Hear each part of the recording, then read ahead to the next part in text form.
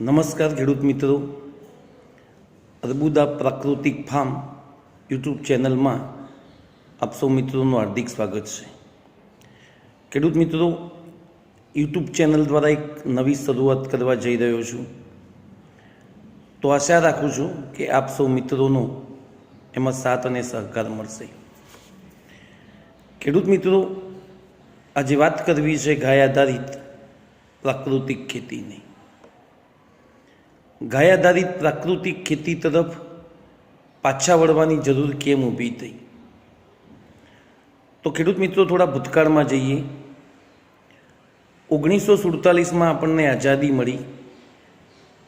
આઝાદી મળી એ વખતે ભારતના ખેતી ક્ષેત્રની પરિસ્થિતિ બહુ સારી નહોતી.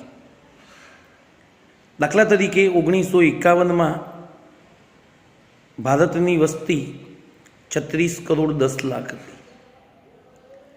એ વખતે આ 36 કરોડની વસ્તીને જેટલા અનાજની જરૂર હતી એટલું અનાજ દેશમાં ઉત્પન્ન નહોતું થતું. એટલે એ વખતે આપણે વિદેશોમાંથી અને એમાંય ખાસ કરીને અમેરિકામાંથી PL 480 યોજના હેઠળ ઘઉંની આયાત કરતા હતા.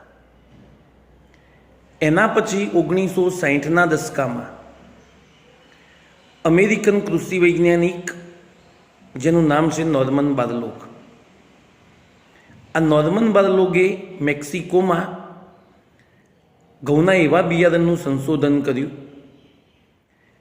જે ટૂંકા ગાળામાં પરિપક્વ થઈને ફળ આપે, વધુ ઉત્પાદન આપે અને પાકને રોગની સામે રક્ષણ પણ આપે. આ બિયારણની ભારતમાં આયાત કરવામાં આવી અને દિલ્હીની આજુબાજુ જ્યાં સિંચાઈની સગવડો હતી એવા વિસ્તારોમાં આ બિયારણનું વાવેતર કરવામાં આવ્યું. એ સુધારેલા બિયારણની સાથે સાથે રાસાયણિક ખાતર, જંતુનાશક દવાઓ આ બધાનો પણ ઉપયોગ કરવામાં આવ્યો અને એના કારણે આપણને ઘઉંના ઉત્પાદનમાં નોંધપાત્ર વધારો મળ્યો. આવું જ ચોખાના ઉત્પાદનની બાબતમાં પણ થયું. તો આ જે ઘટના બની, આ ઘટનાને હરિયાળી ક્રાંતિ તરીકે ઓળખવામાં આવે છે.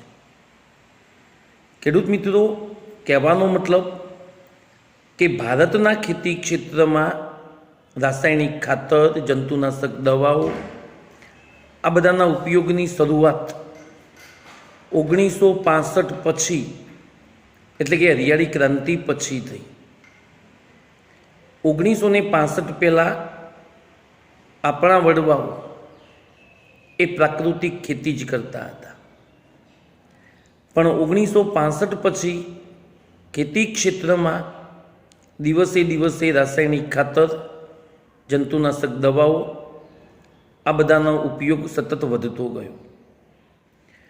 આપણા કૃષિ વૈજ્ઞાનિકોએ જેટલા પ્રમાણમાં રાસાયણિક ખાતર અને જંતુનાશક દવાઓ વાપરવાની ભલામણ કરી હતી એના કરતાં અનેક ગણા રાસાયણિક ખાતર અને જંતુનાશક દવાઓનો આપણે ખેતીમાં ઉપયોગ કરતા થયા છીએ અને એની કેટલીક ખરાબ અસરો આપણી જમીનો ઉપર થઈ છે, માનવજાતના આરોગ્ય ઉપર થઈ છે, એની ખરાબ અસરો પર્યાવરણ ઉપર પણ થઈ છે.